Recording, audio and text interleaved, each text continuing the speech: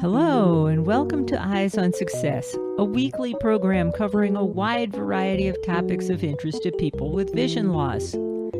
I'm Nancy Goodman Torpey. And I'm Pete Torpey. It is called Dark Room Ballet because it has personal meaning to me and my personal history. But also, if you think about what is a dark room, in photography, it's a place where things develop. And the dark room is time for you to develop as an artist. And we'll hear more from our guest today, not only about learning ballet and smooth dance movements, but also we'll learn how we can be more in touch with our bodies and what our bodies are trying to tell us and how to use various parts of our bodies. We'll speak with Krishna Washburn, a professional ballet dancer and dance instructor who runs Dark Room Ballet, through which she teaches dance classes. And we'll talk with her about her instructional methods, her experiences as a professional blind ballet dancer, as well as how her online classes work. But first, for our tip of the week. This week's tip comes from Krishna Washburn. My tip is definitely has to do with the way we think about ourselves as learners. If you can imagine yourself learning something new, that is step one.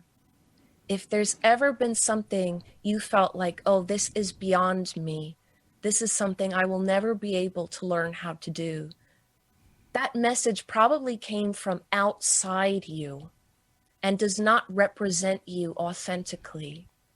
If there's something that you've wanted to do that you felt discouraged from, think about yourself doing it. Imagine yourself doing it. Your nervous system will be primed and you'll be ready to learn. And if nothing else, Krishna is very enthusiastic about encouraging people to learn body movements, including dance, but her tip is applicable to anything you might think about learning. Support for Eyes on Success is provided by NaviLens, a 4-color QR code designed to be located and read from up to 60 feet away without the need to focus on it. Personal places and items can be tagged and shared with family and friends with codes obtained inside the NaviLens app, available for iPhone and Android. More information is at navilens.com.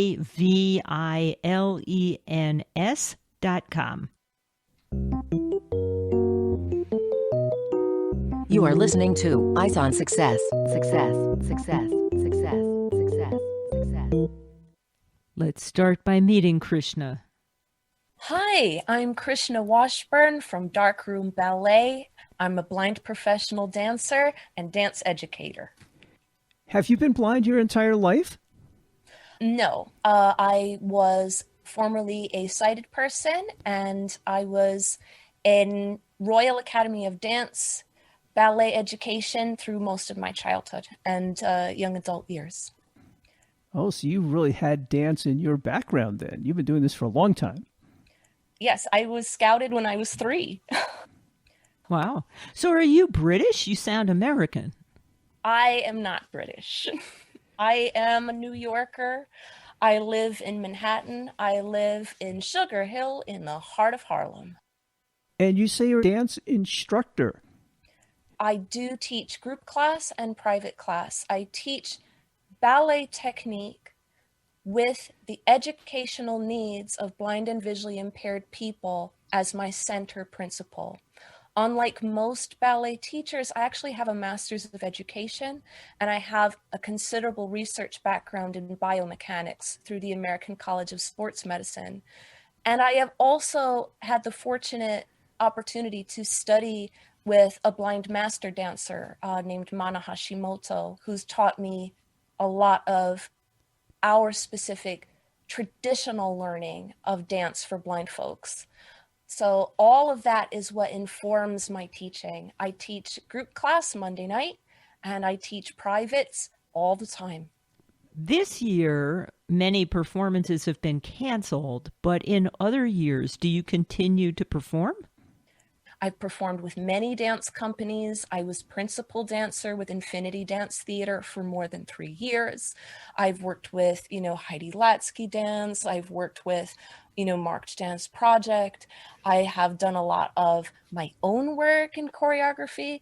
I think that probably in 2019, I probably performed a minimum of once a month, probably more like twice a month. Wow, that's really something. So back to your teaching, we don't usually discuss prices on the show unless something is free. And I understand your group classes are free. Both group classes and private classes studying with me through Dark Room Ballet are free and are always free. Which is very generous of you. I feel like it is a very important thing for me to address because most of my students are blind people like myself. And there is an important thing that needs to be talked about in disability community that I think is not talked about enough, which is education denial. Education denial is somebody else deciding what information and what education you need to know or what you deserve to know. And a lot of information about our own human bodies are denied to disabled people.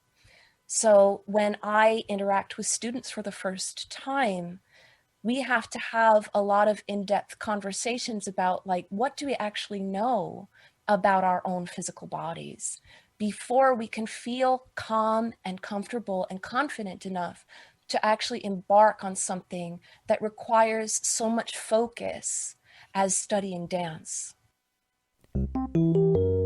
Support for Eyes on Success is made possible in part by our corporate partners. Find out more about partnership opportunities by sending an email to hosts@eyesonsuccess.net. This week's focus topic is why it is important to understand your body, and also some opportunities to take dance classes intended for people with disabilities. Just to make sure all of our listeners are on the same page, we talked a lot about your ballet performances and teaching, but that isn't the main topic that you wanted to discuss today. And you brought that up in the introduction about education denial and what blind people might be missing about knowing about their own bodies. Can you give us sort of the executive summary of what you're talking about there? And then we can talk about some specific examples. If you don't understand how your body works and how your anatomy works, it's very difficult to believe that you can learn new physical skills. What I aim to do in the way that I teach people is to give them information about how their body works and how to sense how things feel on the inside. So that way they can have that confidence in that knowledge that they can learn so much more than they've ever been told that they can learn. Now, I can imagine that having a good sense of your body and how it feels and what it can do can be very important in dance and sports and other activities. But I get the impression that you feel blind people are particularly disadvantaged at knowing about these cues. Yes, and I think a lot of that has to do with lack of specific, explicit, direct anatomy education for blind and visually impaired people. I think a lot of teachers assume things. For example, well, I have had conversations with students in which, we've talked about how do we sense and isolate different parts of our body. You can't do that unless you actually know what they are. If you can touch it and feel it for yourself, that's how you actually come to know what it is. So my day zero class for students is almost always an introduction to what your foot is all about. Because we all know, okay, I have feet, whatever, I have toes. Yeah, all right. But there is so much more and so much more specificity to that you have the capacity to learn. I have some students who say, I'm not even 100% clear what part of my foot is my heel and what counts as the arch and this and that. And you need to actually know these things if you're going to come to trust your feet to be able to do these kinds of complex movements. Well, that's interesting.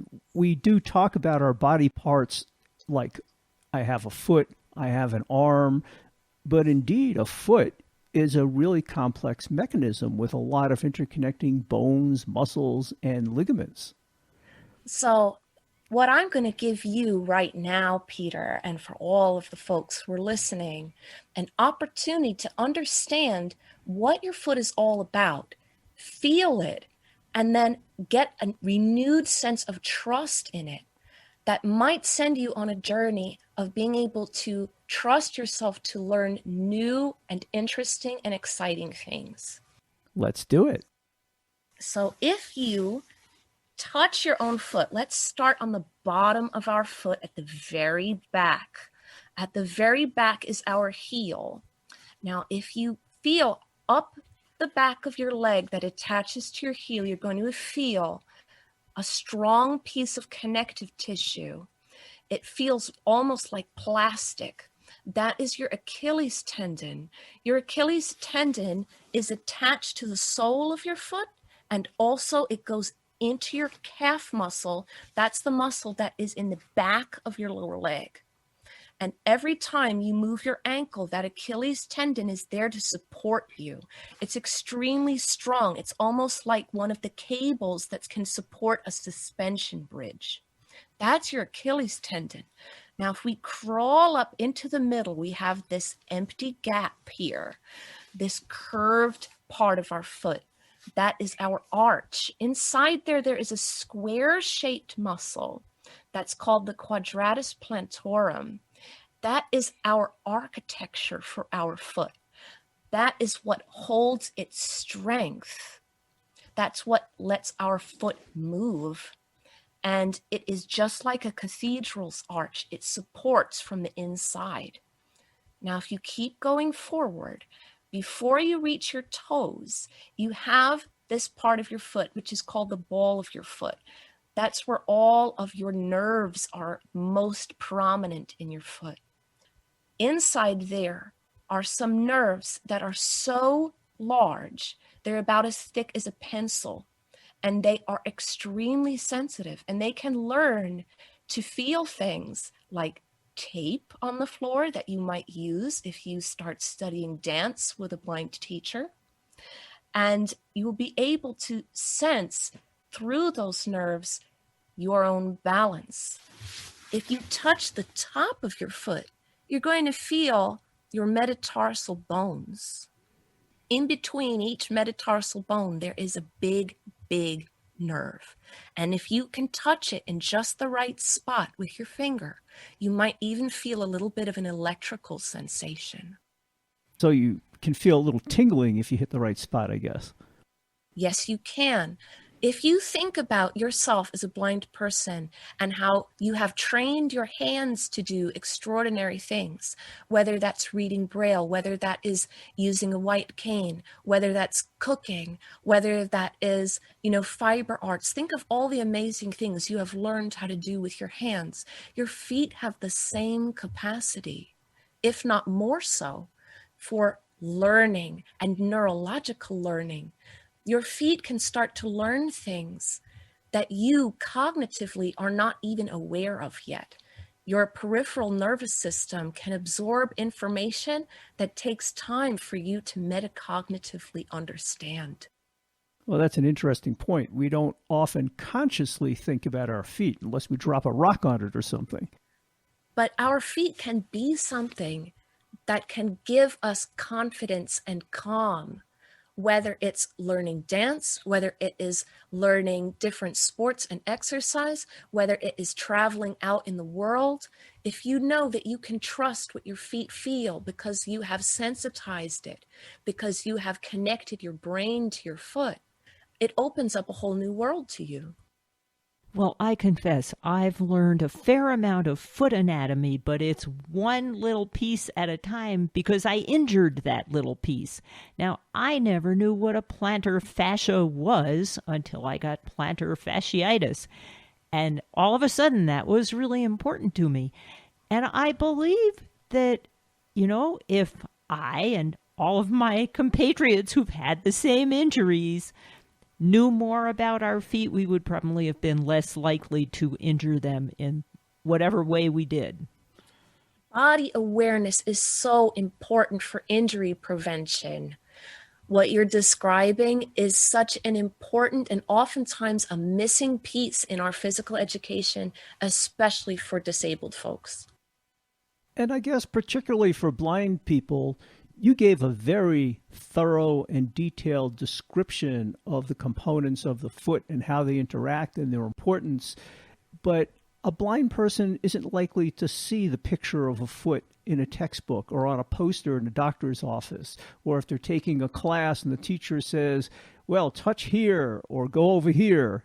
They just don't get the same feedback. And that's kind of the point you're making, I guess. You really need to be working with an anatomy teacher who understands where you're at and what tools you have at your disposal to learn.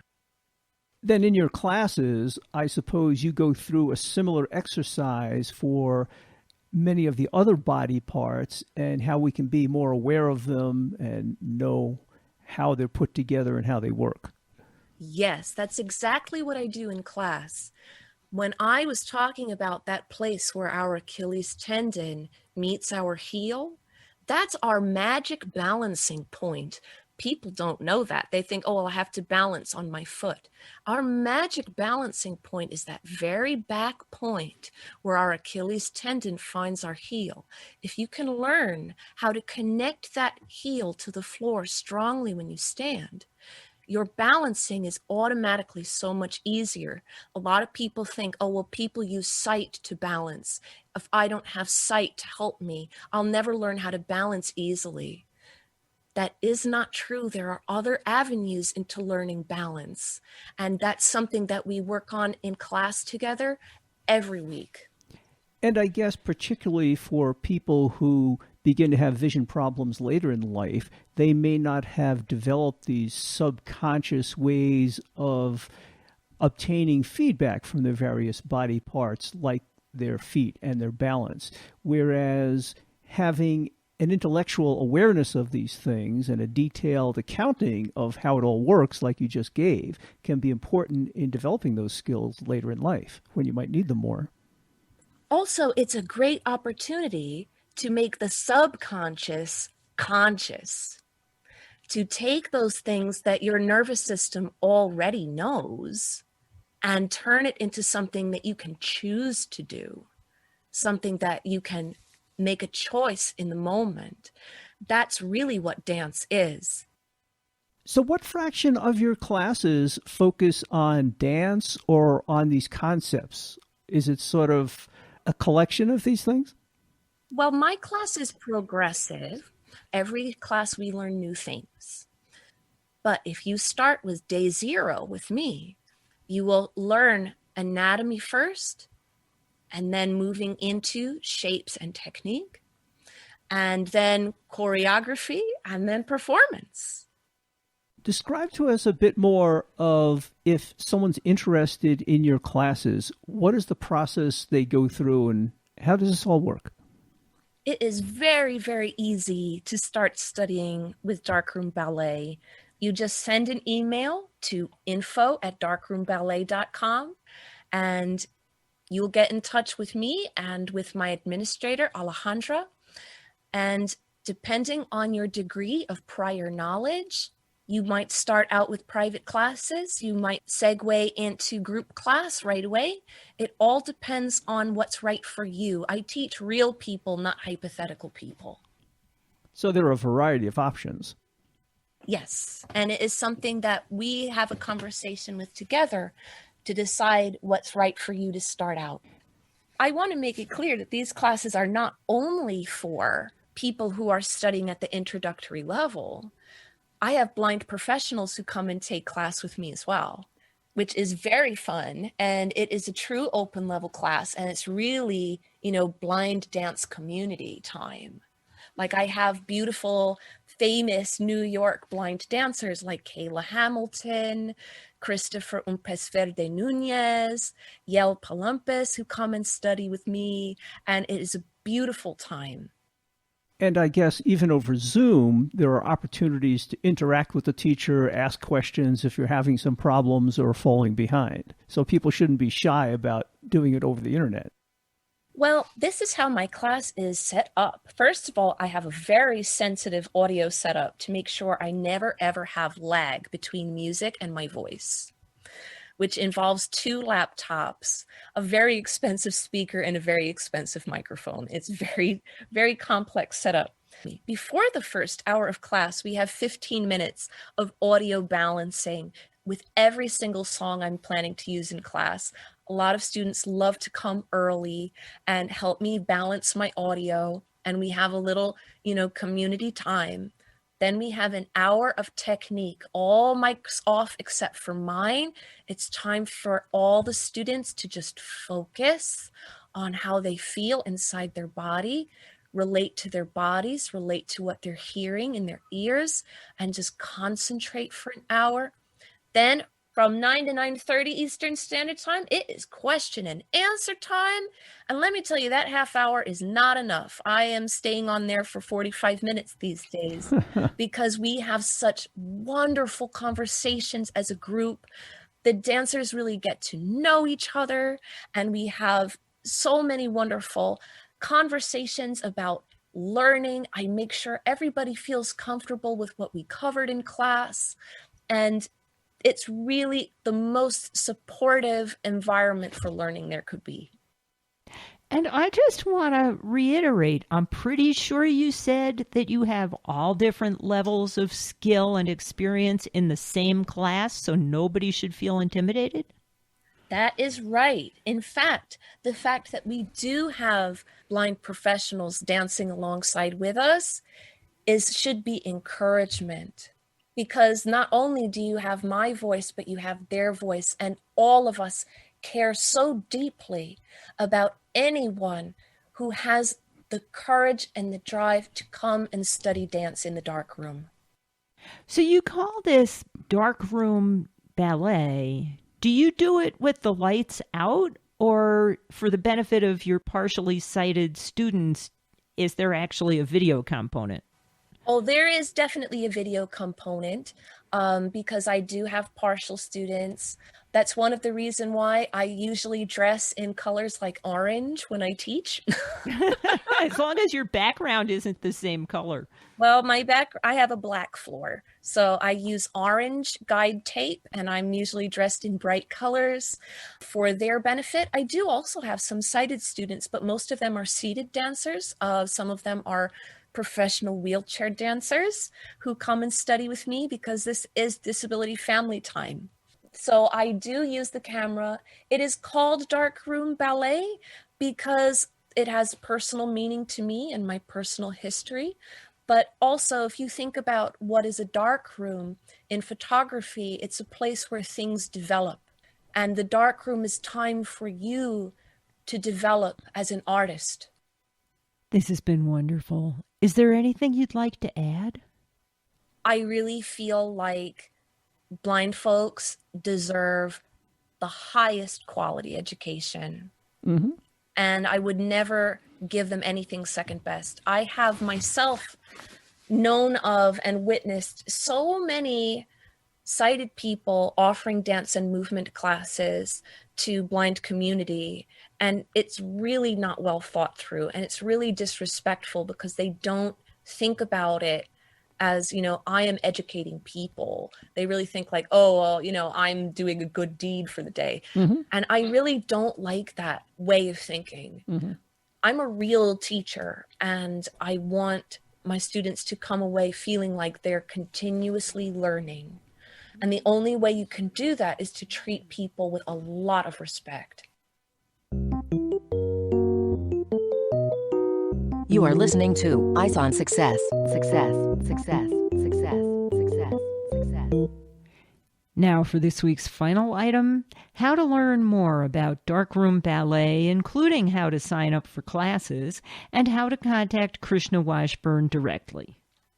If people wanted to sign up for some of your classes or find out more, how could they do that?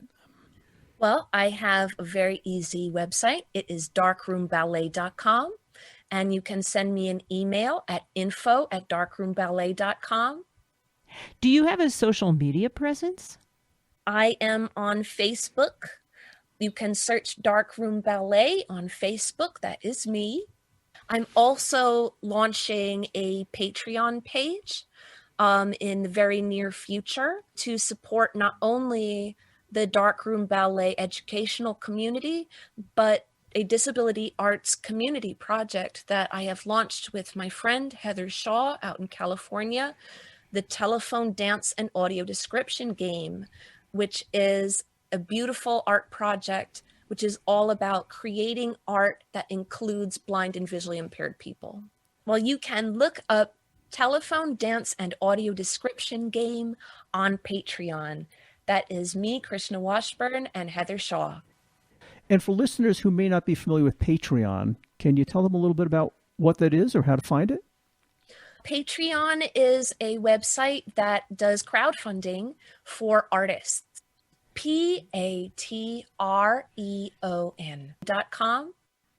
Are there any other forums people should check to find your work? They can listen to me on BBC Radio 4 Shortcuts episode, The Interpreter, to learn more about the arts projects that I do. I also did a radio program with the lovely Brian McCallan of Speak Out for the Blind, which is available for folks to listen to. A lot of people have found out about me through an article that was published through several USA Today affiliates, like the Green Bay Gazette and North Jersey newspaper. And I also have a new, very in-depth article with Bloom magazine about my educational and artistic philosophies. And of course, you can always check out the show notes associated with this episode if you're looking for any of that contact information, or if you're interested in learning more or taking some of these classes. Just go to www.eyesonsuccess.net. That's it for show number 2113. Next week on Eyes on Success, we'll be talking with Tony Giles, who's been on this show several times, and you may know him by his moniker Tony the Traveler. Tony is totally blind and partially deaf and has traveled the world alone. And he's written books about his experiences and has most recently published one about traveling in Southern Africa. And that is what we will be talking with him about next week. Tony always has a fun story. And in fact, next week, you'll learn what to do if you're being attacked by an ostrich. So join us next week. You've been listening to Eyes on Success, hosted and produced by Nancy Goodman Torpey and Peter Torpey, and distributed by WXXI Reach Out Radio. You can access the full archive of previous shows, subscribe to the podcast, and much more by going to our website, www.eyesonsuccess.net. If you have questions about anything you've heard on the show or have suggestions for future shows, send an email to hosts@eyesonsuccess.net. Thank you for listening and have a nice day.